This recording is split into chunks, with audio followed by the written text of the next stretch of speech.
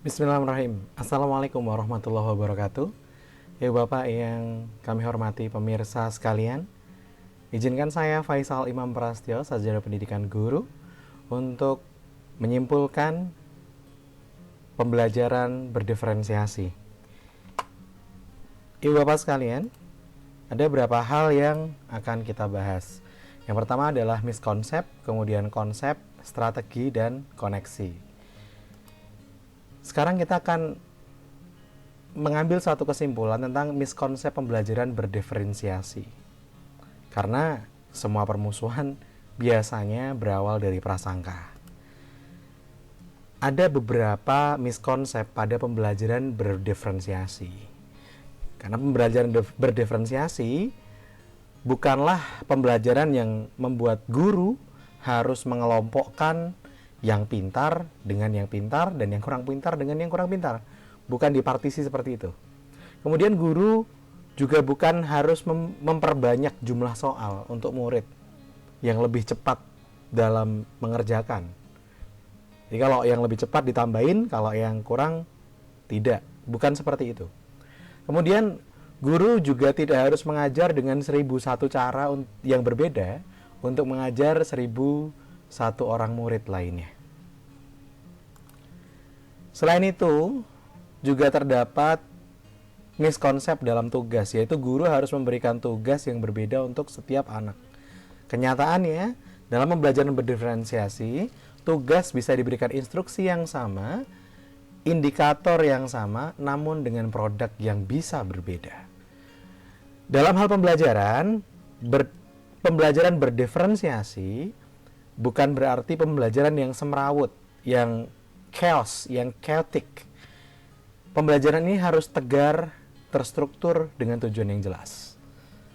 Dan untuk guru itu bukan dan tidak harus menjadi Superman or Wonder Woman, apalagi malaikat yang selalu bersayap. Bukan seperti itu. Guru hanyalah manusia biasa yang harus mencoba untuk memenuhi kodrat dari siswa, kodrat dari murid, kodrat dari anak. Seperti pada modul 1 ya. Tujuan dari pendidikan adalah menuntun kodrat anak. Jadi, diferensiasi di sini adalah memperlakukan bukan mempermalukan. Sekali lagi, memperlakukan bukan mempermalukan. Memperlakukan murid sesuai dengan kodratnya. Yang kedua, sekarang kita akan berbicara tentang konsep. Bagaimana konsep pembelajaran berdiferensiasi ini? Sebelumnya izinkan saya menyampaikan satu hadis dari Rasulullah SAW yang diriwayatkan oleh Muslim. Rasulullah SAW bersabda, Allah tidak mengutusku sebagai seorang yang kaku dan keras, akan tetapi mengutusku sebagai seorang pendidik dan mempermudah, yang berlaku lemah lembut dan mempermudah.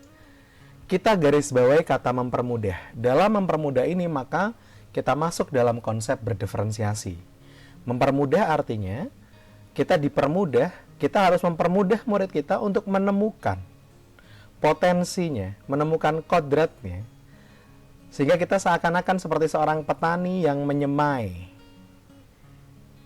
Seorang petani yang sedang menyemai bibit-bibit. Bagi dia yang bibit jagung, dia akan tumbuh menjadi jagung. Tidak boleh kita paksakan jagung tumbuh sebagai padi. Itu seperti filosofi pendidikan Ki Hajar Dewantoro, seperti halnya di modul 1. Sahabat belajar sekalian, kita punya waktu senja usia untuk menjadi guru dalam hidup kita, sampai nanti kita menutup mata. Namun, kita hanya punya waktu sewarsa saja untuk menjadi guru bagi murid kita saat ini. Karena untuk tahun depan, murid kita sudah berganti. Maka mari kita gunakan waktu kita sebaiknya, sebaik-baik mungkin, seefektif mungkin untuk memberikan pelayanan yang tepat, memberikan pendidikan yang kuat, memberikan dan mencontohkan karakter yang hebat agar murid kita selamat dan bahagia ketika ada di dalam masyarakat. Bagaimana sebenarnya definisi dari pembelajaran berdiferensiasi ini? Pembelajaran berdiferensiasi adalah pembelajaran yang serangkaian keputusannya diambil dengan masuk akal, common sense, yang dibuat oleh guru yang berorientasi kepada kebutuhan murid. Sekarang kita akan garis bawahi kata berorientasi kepada kebutuhan murid. Pembelajaran berdiferensiasi haruslah berakar pada pemenuhan kebutuhan belajar murid dan bagaimana guru merespon kebutuhan belajar tersebut. Sehingga sahabat belajar semuanya, di dalam pembelajaran berdiferensiasi ini, kita diharapkan untuk bisa melihat, kemudian merespon apa yang dibutuhkan murid. What the student well-being, what the student needs, and what we must to do. Apa yang kita butuhkan? What we need. Apa yang kita butuhkan untuk menjalankan pembelajaran berdiferensiasi ini? Yang pertama, hasil kesimpulan saya yang kita butuhkan adalah kurikulum. Tujuan pembelajaran yang didefinisikan dengan jelas, sehingga tujuan ini dibuat bersama antara guru dengan murid. Yang kedua adalah respon guru. Bagaimana seorang guru menanggapi respon dari kebutuhan belajar murid yang kita dapat dari serangkaian kegiatan. Wawancara, observasi, bertanya pada orang tua, melihat keseharian, dan lain sebagainya. Kemudian, lingkungan belajar. Kita membutuhkan lingkungan belajar yang mengundang, yang mengajak murid kita untuk belajar dan bekerja untuk mencapai tujuan belajar yang tinggi. Sehingga tujuan belajar ini kita harus betul-betul buat bersama dengan murid. Murid harus tahu bahwa akan selalu ada dukungan bagi mereka di sepanjang prosesnya. Kemudian, yang terakhir kita butuh manajemen kelas yang baik. Baik itu prosesnya, rutinitas atau pembiasaannya, metodenya, yang semuanya memungkinkan adanya fleksibilitas, luas, agile. Namun, juga terstruktur dengan jelas. Bagaimana luas bisa terstruktur? Kita membuat rencana dulu dengan struktur yang benar, dengan struktur yang jelas. Kemudian kita bisa memodifikasi struktur itu menjadi struktur-struktur baru sesuai dengan keadaan. Inilah yang kita sebut sebagai keluasan, kefleksibelan. Dalam bahasa sekarang kita sebut dengan agile. Selanjutnya adalah what I do, apa yang harus kita lakukan. Collect momennya, bukan thingsnya, bukan bendanya, bukan suatunya. Maka yang pertama harus kita lakukan adalah mengetahui kesiapan belajar dari murid kita. Sebenarnya bagaimana sih kebutuhan murid kita? What the student well-being-nya? Kebutuhan murid dapat dikategorikan dalam 3 aspek. Kemudian setelah itu baru kita menjalankan strategi berdiferensiasinya. Setelah mengetahui 3 aspek tersebut, kita baru bisa melanjutkan merancang pembelajaran berdiferensiasi. Next ya. Ya. Ada 3 aspek kebutuhan. Aspek yang pertama adalah readiness atau kesiapan belajar, yang kedua adalah interest atau minat belajar murid, dan yang ketiga adalah profile atau profil belajar dari murid kita. Untuk readiness atau kesiapan belajar adalah kapasitas untuk mempelajari materi baru yang dimiliki oleh murid kita. Sebuah tugas yang mempertimbangkan tingkat kesiapan murid dan membawa murid keluar dari zona nyaman mereka. Namun, dengan lingkungan belajar yang tepat dan dukungan yang memadai, mereka tetap dapat menguasai materi baru tersebut. Tantangan yang paling besar di dalam pembelajaran berdiferensiasi memang adalah readiness. Karena setiap murid memiliki kesiapan yang berbeda-beda. Seperti halnya seorang komposer musik, sebagai guru kita juga harus menata, meramu yang pas bagaimana kesiapan murid ini bisa kita wadai, bisa kita penuhi, yang kita sebut sebagai teori equalizer.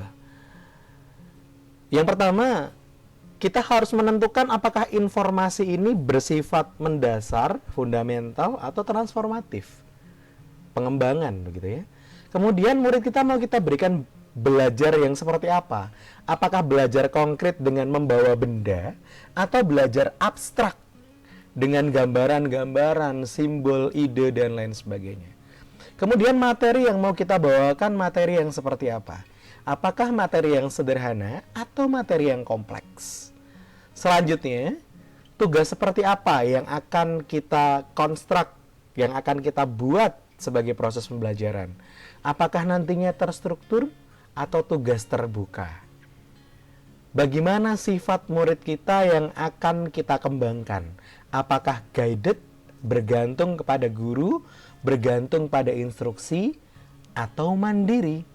Kemudian bagaimana waktu pembelajaran kita? Apakah lambat, slow learning, atau cepat, fast learning? Kita sendiri yang akan mengatur tombol ini. Kita akan mengatur pengaturan ini. Karena kata Tomlinson di tahun 2001 halaman 46 mengatakan bahwa merancang pembelajaran berdiferensiasi mirip dengan menggunakan tombol equalizer pada stereo atau pemutar CD. Sehingga kita sendiri yang bisa mengatur kita mau pembelajaran yang seperti apa. Ibu bapak, yang kedua, aspek kedua tadi adalah minat dalam kesiapan belajar. Setelah readiness, kita beralih ke minat atau minat belajarnya. Minat merupakan suatu keadaan mental yang menghasilkan respon terarah kepada suatu situasi atau objek tertentu yang menyenangkan dan memberikan kepuasan bagi dirinya. Kenapa pembelajaran ini harus berbasis minat? Karena satu, dia bisa memberikan dan membantu murid menyadari bahwa kecocokan antara sekolah dan kecintaan mereka untuk belajar, sehingga mereka sadar bahwa belajar itu penting untuk mereka gitu. Yang kedua adalah mendemonstrasikan keterhubungan antar semua pembelajaran, bahwa pembelajaran ini tidak dikotomi tetapi sesuatu yang terpadu. Yang ketiga, menggunakan keterampilan atau ide yang dikenal oleh murid sebagai jembatan atau scaffolding dalam mempelajari ide atau keterampilan yang belum mereka kenal. Sehingga kita bertindak sebagai scaffolding anak-anak yang membutuhkan bantuan untuk ide-ide yang baru. Kemudian, meningkatkan motivasi murid untuk belajar. Apabila mereka belajar sesuai minatnya, maka pastinya mereka lebih termotivasi untuk belajar. Minat ini dipandang dari dua sisi, ada minat situasional dan minat individual. Minat situasional ini disebabkan oleh perhatian, adanya peningkatan perhatian atau upaya atau peningkatan pengaruh yang dialami pada saat tertentu saja. Misal penampilan guru gitu ya, materi yang agak menarik, jokes dan lain sebagainya. Kemudian minat individu, kecenderungan individu untuk terlibat dalam jangka waktu lama dengan objek atau topik tertentu, karena memang hal ini diminati sekali oleh anak-anak. Misal film, kemudian yang suka musik, dia suka kecenderungannya, minatnya yang mana gitu ya. Kalau ini sesuai dengan minatnya, maka bisa saja sebagai minat individu yang muncul dari dirinya, atau mungkin minat situasional yang muncul karena pengaruh situasi yang sifatnya sementara. Jadi perbedaannya itu, kalau situasional itu sementara, kalau individu itu jangka waktunya lama minat itu. Mana yang harus kita tumbuhkan? Ya kita kenali minat individunya, kita kembangkan minat situasionalnya.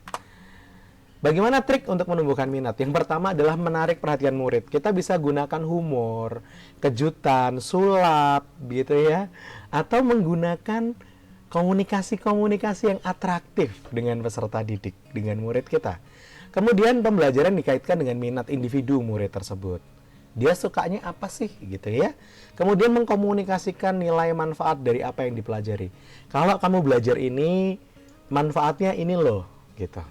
Kemudian kita juga bisa menantang mereka dengan problem based learning maupun project based learning, sehingga mereka lebih dekat dengan penyelesaian suatu masalah dan pembuatan suatu proyek yang nyatanya di masyarakat mereka butuhkan.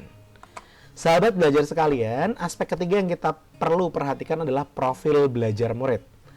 Profil belajar mengacu pada cara-cara bagaimana kita sebagai individu baik belajar. individu yang paling baik untuk belajar. Sekali lagi, profil belajar mengacu pada cara-cara bagaimana kita sebagai individu paling baik dalam belajar. Kita tuh belajarnya paling baik tuh gimana sih gitu.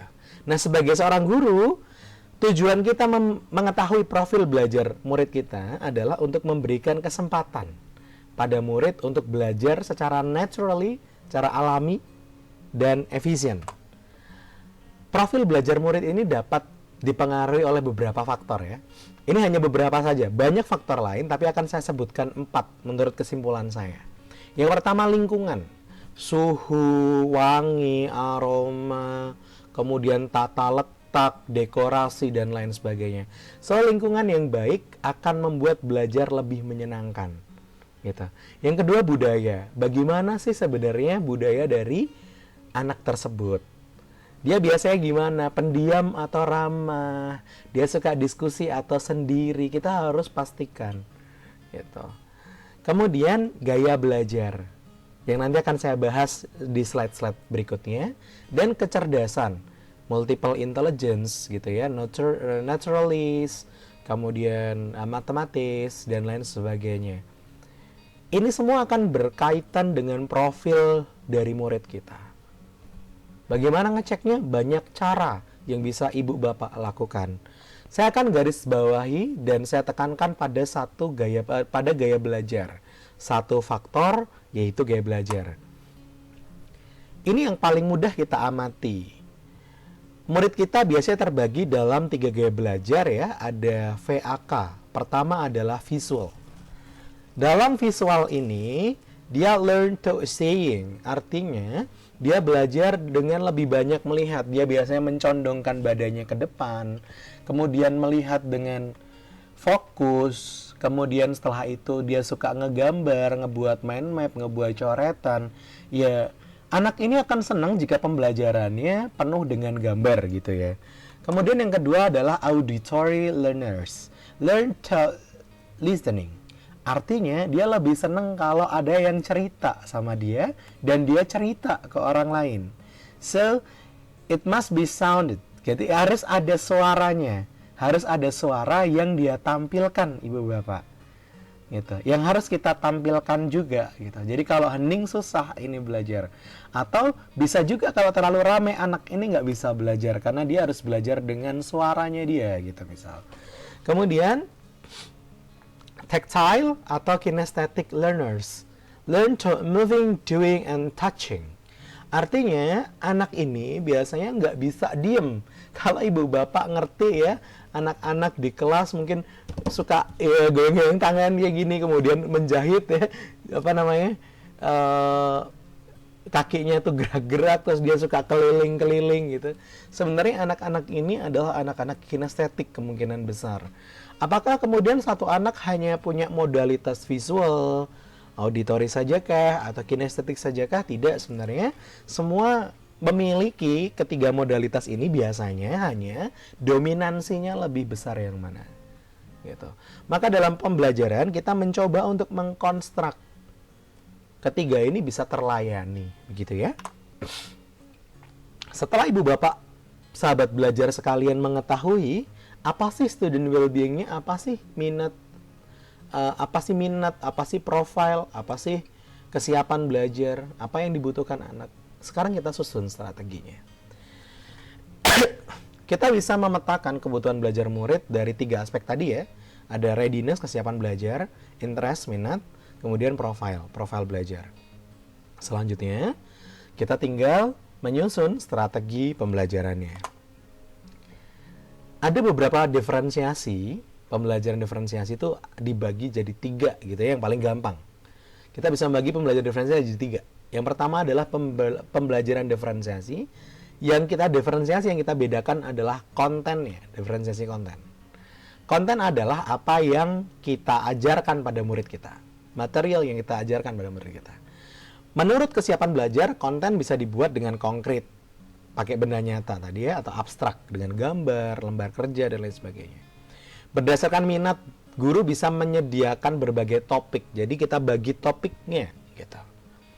Berdasarkan profil belajar, bisa disesuaikan modalitas belajarnya. Kita tampilkan gambar, kita tampilkan suara iringan, kita tampilkan gerakan. Sesuai dengan apa yang murid itu mau, gitu. Atau tiga-tiganya kita gabung sehingga semua modalitasnya terpenuhi. Kemudian yang kedua adalah diferensiasi proses. Proses mengacu pada bagaimana murid memaknai materi yang dipelajari. Guru perlu menyiapkan proses yang sesuai, mau individu atau kelompok, gitu.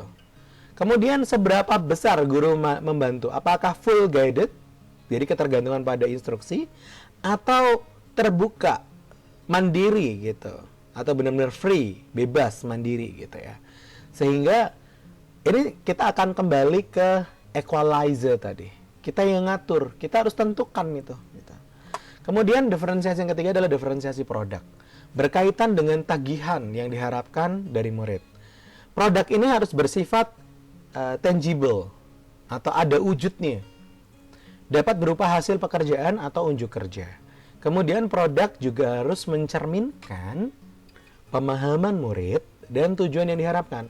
Maka produk ini harus ada rubrik yang jelas dalam menilainya. Walaupun rubriknya kita bisa buat sesuai dengan minat, ada tantangan dan lain-lain sebagainya. Nah, diferensiasi produk ini bisa meliputi dua hal. Yang pertama adalah memberi tantangan. Jadi produknya ini diberikan tantangan aja, silahkan gitu. Buatlah sesuatu gitu. Kemudian memberi pilihan. Kamu boleh membuat macam-macam bentuk presentasi misal. Gitu. Mau pakai PPT boleh, mau pakai kartu sakti boleh, mau pakai video boleh, kamu mau pakai peragaan boleh. Nah, yang penting rubrik yang akan dinilai ini jelas seperti tugas yang saat ini kita kerjakan. Boleh menggunakan catatan, boleh pakai chart, boleh pakai video seperti ini dan lain sebagainya. Sehingga ini tugas ini termasuk pembelajaran yang mencerminkan diferensiasi produk ya. Nah, selanjutnya adalah penilaian. Penilaian pembelajaran berdiferensiasi ini meliputi 3 hal. Yang pertama, assessment for learning. Penilaian yang dilakukan selama berlangsungnya proses pembelajaran biasanya digunakan untuk perbaikan pembelajaran itu. Kemudian, assessment of learning. Penilaian yang dilaksanakan setelah proses pembelajaran selesai. Biasanya ini kita sebut sebagai penilaian sumatif ya. Kemudian yang terakhir adalah assessment as learning. Nah, penilaian ini sebagai proses belajar. Di dalamnya melibatkan murid. Jadi murid secara aktif, murid akan bertindak secara aktif dalam kegiatan penilaian tersebut. Sahabat belajar sekalian, itu adalah hal-hal yang kita bahas dalam pembelajaran berdiferensiasi. Sekarang koneksi. Bagaimana kita mengkoneksikan atau menjawab pertanyaan dari apa yang ada di LMS kita. Koneksi pembelajaran berdiferensiasi. Tapi sebelumnya saya ingin kembali menyampaikan bahwa saya bukanlah siapa-siapa, hanya seorang guru yang mencurahkan semua waktunya untuk memikirkan bagaimana saya mendidik di esok hari untuk mencari ridho ilahi. Maka dari situ saya bisa menjawab satu pertanyaan ini. Bagaimana pembelajaran berdiferensiasi dapat memenuhi kebutuhan belajar murid dan membantu mencapai hasil belajar yang optimal? Pertanyaan ini saya sempat pikirkan juga dan akhirnya saya praktekkan selama sepekan sambil kita tetap belajar di modul ya. Pertama, bagaimana pembelajaran diferensiasi dapat memenuhi kebutuhan murid? Pembelajaran ini dapat memenuhi kebutuhan murid karena pembelajaran ini melihat kebutuhan murid sebagai dasar dari rancangan pembelajaran. Kita lihat minatnya, profil belajarnya, kesiapan belajarnya. Gitu. Kemudian bagaimana kita membantu mencapai hasil belajarnya? Kita bantu murid kita dengan mengkonstruk pembelajaran. Dengan menyusun strategi pembelajaran. Sesuai dengan minatnya, kesiapannya, dan profil belajarnya. Kita bisa bedakan tadi menurut kontennya, prosesnya, atau produknya. Dan ini menurut murid-murid saya, mereka lebih senang gitu ya, karena belajar mereka itu betul-betul sesuai dengan apa yang mereka bayangkan. Mereka bebas mengekspresikan hasil yang ingin ditunjukkan. Walaupun ketika penilaian, mereka bisa saling bertukar ide sebelum penilaian itu, mendapatkan banyak ide baru, dan nanti akan diuji secara sumatif. Gitu. Yang kedua, pertanyaan kedua adalah bagaimana kaitan materi dalam modul ini dengan modul lain di program pendidikan guru penggerak. Apa kaitannya? Kaitannya adalah pembelajaran diferensiasi. Ini adalah suatu pembelajaran yang memandang murid itu utuh, satu persatu. Maksudnya setiap murid ini bukan tabula rasa, kertas kosong yang kita isi. Tetapi murid adalah individu yang memiliki kodrat, yang memiliki potensi. Yang kita lihat dalam 3 aspek. Minatnya, kesiapan belajarnya, dan profilnya. Kemudian tugas sebagai guru adalah menuntun pencapaian kodrat ini. Menuntun menebalkan potensi kodrat ini dengan cara membuat pembelajaran yang sesuai kodratnya, sesuai kodrat alami dan kodrat zamannya. Kita bedakan menurut konten, kita bedakan menurut proses, kita bedakan menurut produk. Mana yang kita mampu membuat diferensiasi pada pembelajaran ini sehingga kodratnya bisa terpenuhi. Dalam hal ini, tentunya guru harus mempunyai visi yang jelas seperti yang ada di modul kedua. Visi yang jelas. Peran kita sebagai pemimpin pembelajaran yang mengkonstruk pembelajaran agar berdiferensiasi. Kemudian peran kita sebagai seorang kolaborator. Peran kita sebagai coach. Peran kita sebagai penumbuhan kepemimpinan murid. Sehingga setiap murid punya kesempatan yang sama untuk mendapatkan pendidikan ini. Selanjutnya, tentunya dengan budaya positif yang memberikan dukungan sepenuhnya pada murid, keberpihakan penuh pada murid, maka pembelajaran berdiferensiasi pastilah terkait erat dalam modul sebelumnya. Sahabat belajar semuanya, kita sebagai guru hanyalah menuntun. Tugas kita sebagai guru adalah penuntun murid-murid kita untuk menemukan kodratnya, untuk menemukan potensi terbaik dari dirinya, dan pembelajaran kita tidak boleh menjadi pembelajaran yang menjajah. Pembelajaran kita harus memerdekakan mereka, sehingga kita harus memberikan pembelajaran yang berdiferensiasi sesuai dengan karakter masing-masing peserta didik. It's time for a new adventure.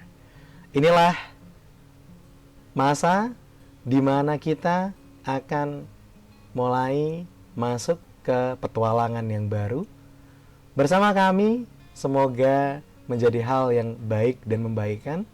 Semoga materi ini bisa menjadikan para sahabat belajar semuanya bisa lebih paham tentang pembelajaran berdiferensiasi. Inilah kesimpulan dari saya. Mohon maaf apabila ada kesalahan. Assalamualaikum warahmatullahi wabarakatuh.